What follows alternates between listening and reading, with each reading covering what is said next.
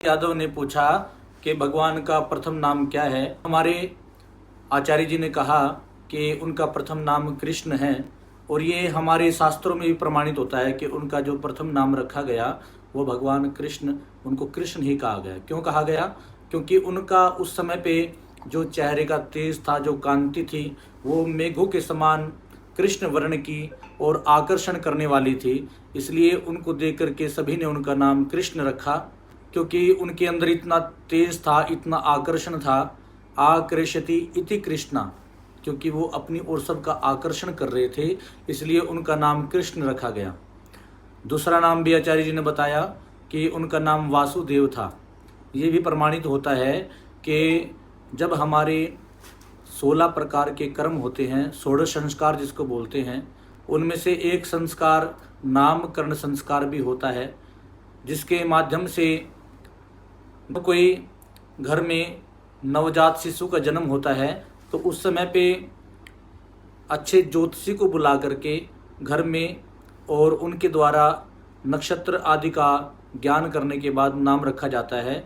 तो जिस समय पे भगवान कृष्ण का जन्म हुआ उस समय पे रोहिणी नाम का नक्षत्र था। 4 चरण होते हैं, ओ वा वी वो। ये 4 चरणों में से कोई भी चरण जो है उस समय पे रहेगा तो उसके अनुसार नाम रखा जाएगा। तो वासुदेव भी वह अक्षर पे रखा गया। तो दोनों ही प्रमाणित होते हैं कि ये शास्त्रोक्त हैं, और इसका प्रमाण मैं आपको स्पष्ट करके दिखाता हूँ। जो हमारा ये ग्रंथ है, जो हमारा पुराण है, इसमें स्पष्ट रूप से लिखा हुआ है कि भगवान कृष्ण का प्रथम नाम, इसमें स्पष्ट दिया गया है भगवान कृष्ण जो है उनके जन्म का नाम संस्कार, उनके जन्म का नाम क्या था, ये स्पष्ट दिया गया है। वैशंपायन जी कहते हैं, जन्मेजय उस गोव्रज में रहकर गोप कर्म करते हुए नंद गोप के बहुत दिन बीत गए।